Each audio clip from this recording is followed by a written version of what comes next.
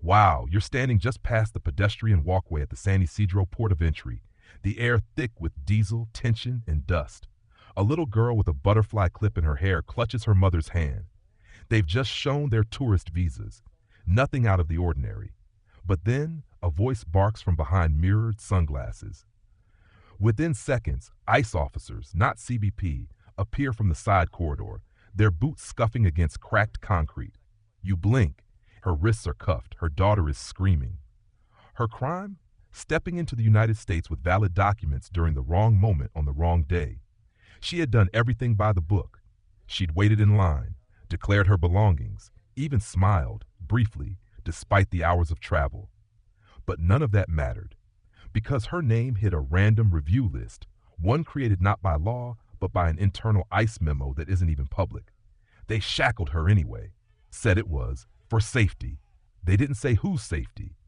You probably won't survive this without feeling something snap inside you. So before you get comfortable, take a moment to like the video and subscribe, but only if you genuinely enjoy what I do here. Drop your city and your local time in the comments. I want to know where you're hearing this from, and let's go on the journey of today's story together. You don't get a name for the woman. The paperwork doesn't require one, just an A number and a classification, flagged for review. It's a term that gives ICE agents leeway to detain even those in legal status, without charges, without a clear violation. A 2024 update buried on the ICE site mentions increased discretion at border hubs as part of streamlining enforcement. Streamlining, that's the word they used. You glance around, no one else reacts. The line keeps moving. The girl stops crying and just stares at the empty space where her mother was taken. She doesn't even know where the van is going. Neither do you. You're not alone in your confusion. After all, if she had a visa, wasn't she allowed in? That's the illusion, isn't it? That immigration is a straight line from point A to point B. But here, at the intersection between Customs Border Protection, CBP, and Immigration and Customs Enforcement, ICE, lies a nebulous no-man's land where policy meets improvisation. You hear the clatter of keys on steel doors behind you. She's being taken not to secondary inspection, not to a consulate, but to ICE's custody facility, just 2 miles inland. ICE doesn't answer to the same standard of proof that CBP does. One agency clears you for entry, the other can override that decision without ever consulting a judge. The system is designed like a maze with mirrors, laws that conflict, rules that bend at will. According to the Marshall Project, ICE increasingly relies on provisional holds at the border, especially for non-white travelers from Latin America and Africa, who often come with short-term visas or asylum requests. No crime needed, just suspicion or an unnamed tip. In a 2023 ACLU review of border cases, over 1,700 people with valid visas were detained for administrative inconsistencies, a missing stamp, a question answered with nervous English, an old record of applying for asylum, even if it was dismissed. Sometimes it's just the zip code they listed as a destination that raises a flag. ICE doesn't even always tell CBP what they're doing. A 2024 CNN expose cited agents who admitted that communication between the agencies is voluntary at some ports of entry, which means 2 different uniforms, same building, and 0 coordination. Remember that butterfly clip the little girl wore?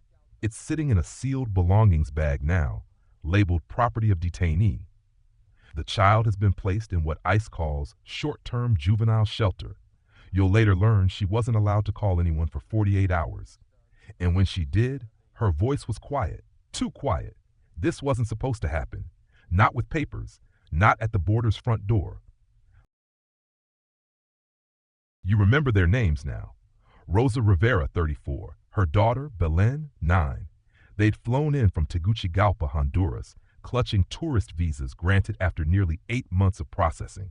Rosa had saved for 3 years to afford the application fees, biometric screenings, and travel costs. The purpose listed? Attend cousin's wedding and tour universities. She had proof, her cousin's address, return tickets, even a full itinerary. But ICE wasn't interested in itineraries. They said Rosa's file was incomplete. What they didn't mention was that her electronic arrival record had failed to sync due to a system lag, one of those routine technical glitches CBP rarely fixes in real time. It flagged her as in review, ICE interpreted that as grounds for detention. You can still hear her describing it later through a legal aid translator. I had a visa. I had my daughter. I had a suitcase with party clothes. And then they said I lied. The lie wasn't a lie. It was a bureaucratic stutter. Rosa and Bellen were separated just after 2 p.m. on a Tuesday. Rosa was taken to the Otay Mesa Detention Center, a private facility run by Core Civic, where detainees sleep under fluorescent lights and eat food labeled not for human consumption.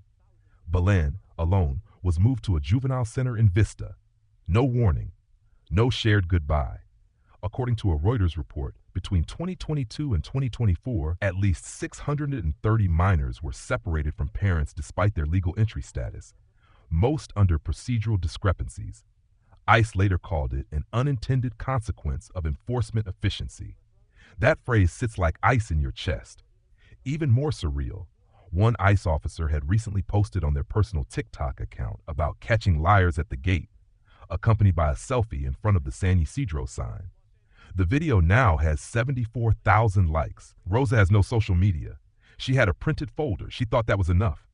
Belén would eventually be released into a cousin's custody 8 days later. Rosa stayed in detention for 4 weeks. No charges, no apology. Her file now reads, processed, ineligible for expedited parole. You want the numbers, the cold data.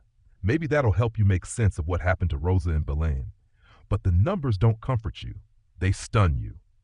Track Immigration, the federal database hosted by Syracuse University, reports that over 18,700 individuals with valid visas were placed in ICE custody between 2021 and 2024. That's not overstays. That's not undocumented entries. That's people who followed the legal path and still ended up in handcuffs. Of those, roughly 61% were never charged with immigration violations. They were simply held for processing, a category with no expiration date. You scroll further and find the ICE internal audits from the Office of the Inspector General. The 2023 report flagged multiple instances of discretionary holds being applied without documentation. That means ICE detained people without logging why. One entry literally read, detained for follow-up, agents call. You reread that line twice. Agents call. That's it. Then you dive into the private contractors. Core Civic and Geo Group run more than 70% of ICE's detention facilities. Each gets paid daily per bed filled, an average of $208 per detainee per night, according to The Guardian. That means incentive. That means even one-day detentions turn into profit. And you realize Rosa's processing period, 28 days, netted nearly $6,000 for the center. That folder of party clothes helped someone make rent off her silence. You come across one particularly chilling tidbit. An ICE press release from 2023 bragged about streamlining detention protocols using real-time risk tagging. The release featured a photo of agents using a smartphone app that color codes visa holders for potential review. The system assigns elevated scrutiny if someone has previously applied for asylum, even if denied. Rosa had filed one 6 years ago. It was denied, but the tag remained. Meanwhile, legal oversight is almost non-existent. The immigration court system is so backlogged, nearly 2.6 million cases, that judges rarely review discretionary detentions unless a lawsuit is filed. And most detainees don't get lawyers. Rosa didn't. In the land of laws, loopholes have become policy. And policy has become punishment. You're stuck in a loop now, asking yourself the same question ICE always sidesteps. Was any of this even legal? And if it was it ever ethical? On paper, ICE's authority at the border is wide. Under the 1996 Illegal Immigration Reform and Immigrant Responsibility Act, IRIRA, ICE can detain non-citizens for further evaluation if deemed a flight risk or a threat to public safety. But who defines those terms? ICE does. Alone, supporters of this discretion argue it's necessary. National security doesn't wait for paperwork, one official told the New York Times in 2024. If we have to detain a few to protect many, it's a fair trade. They call it preemptive caution. They say Rosa's earlier asylum attempt triggered a security protocol, justified by statute. But here's the counterweight. Civil rights groups, including the American Immigration Council and ACLU, point out that these security labels are assigned by AI-driven risk tools with massive error rates. In 2023, A Homeland Security audit found that nearly 41% of flagged individuals had no adverse immigration history at all. They were simply poor, or nervous, or brown. You can't help but wonder if Rosa's fate was sealed not by her past, but by the shape of her story. Too complex, too foreign, too inconvenient to fit a clean narrative. Then you find a quote buried in a ProPublica story that stings. ICE doesn't need to prove guilt, they just need a hunch. The source, a former ICE agent, now turned whistleblower. And remember that TikTok officer? He later defended his post under a pseudonym on Reddit, writing, "They cry, but it's legal. Welcome to America." That post had 340 upvotes. If that's the law, who protects the soul of it? This is where you hit the core question. If legality is separated from justice, what anchors a nation's moral compass? If policy allows cruelty without accountability, what prevents that cruelty from becoming routine?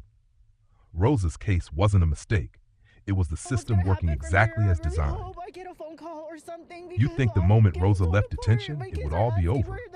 That freedom would feel like freedom. But that's not how trauma works. It lingers, like smoke in your clothes after a fire.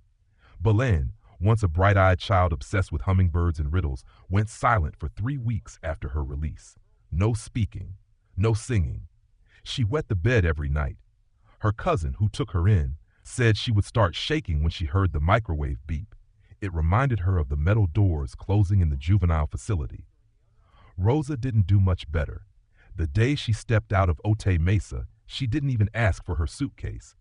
"I didn't want to wear those clothes again," she later told the Marshall Project. She flinches at knocks. She refuses to ride in vans. One day, her cousin pulled out a pair of zip ties to seal a suitcase, and Rosa had a panic attack so severe they called 911. ICE says these are isolated cases and that all detainees receive compassionate care. But leaked footage obtained by WLWT News shows otherwise. One video reveals a 6-year-old sobbing alone in a concrete cell, clutching a bag of Cheetos for dinner. The clip was dated just 5 months before Rosa's detention. The voice behind the camera? Laughing. "This one's been crying for hours." When asked about these conditions, ICE officials pointed to compliance logs showing adequate bedding and meals within regulation. Regulations that allow unaccompanied minors to be left in freezing rooms for up to 72 hours. One ICE spokesperson quipped, "We're not a hotel." And here's the wild part. Rosa was released without a court hearing. Her record now states, non-priority removal candidate. That's ICE speak for, we didn't have a case after all. But you know better now. This isn't about law or justice. This is about a system that protects itself, even when it breaks people. Somewhere out there, a child is learning not to scream because it never helped her mother. You can't unsee what happened, even if everyone else seems to. The border isn't just a line between nations, it's a moral checkpoint. And standing there, you realize some people get waved through with coffee in hand, while others get shackled for bringing their child's birth certificate. You start noticing the patterns. Who gets searched, who gets questioned, who gets believed.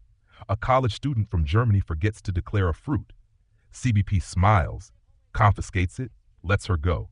A father from El Salvador brings a notarized letter proving his child's U.S. medical appointment. ICE pulls him aside, questions him for 6 hours, and files him for removal proceedings. The difference? One had the right passport, the other had the wrong skin tone. And Rosa? She lived that border in every pore of her body. Her dignity wasn't stripped by accident. It was filtered through a system that doesn't question its biases because it's never been made to. You read an essay by an immigration lawyer titled "The Architecture of Cruelty." She describes the way ICE buildings are intentionally disorienting. No clocks, no windows, fluorescent light that blurs day from night. They are built, she writes, to erase time and self-respect. Then there's a protest sign from a photo snapped outside Otay Mesa. "I had a visa. They had a cage." 4 words, one shattered promise. You start to understand the quiet damage. It's not just shackles or missed court dates. It's the erosion of trust, of belief. When a child watches a parent disappear behind a locked door, what does she learn about authority, about justice, about this country? You flash back to the border gate. The line still moves. Tourists, students, engineers, grandparents, some get welcomed, some get disappeared. And the only difference? A flag on a screen, a hunch, a color-coded app. Belén drew a picture a few weeks after her release. It was of a door. A small girl stood outside it, holding a key too big for her hand. Above, she wrote in careful letters, "Maybe they'll open it next time."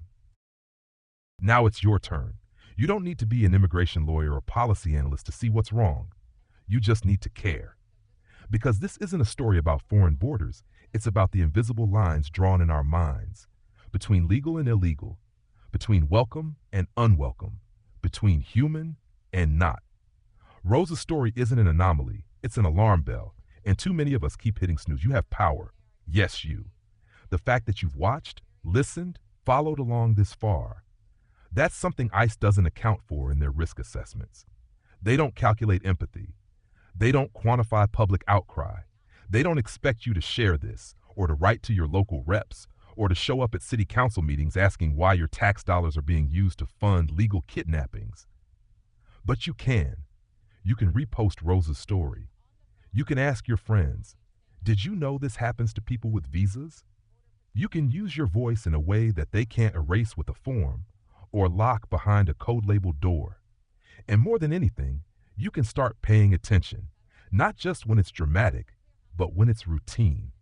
When someone is detained quietly at a regional airport, when a neighbor disappears and no one wants to talk about it, when a child starts whispering instead of singing, you realize that what happened to Rosa and Belén could happen to anyone the system decides is other, and the list of others grows by the hour. ICE isn't worried about oversight, but they do worry about visibility. So make them visible, because justice doesn't arrive by accident. It shows up when enough people refuse to look away. Now let's slow down, breathe in, and close out with a moment of reflection. Imagine Rosa now, sitting on a worn couch in her cousin's apartment. It's quiet. Belén is asleep beside her finally.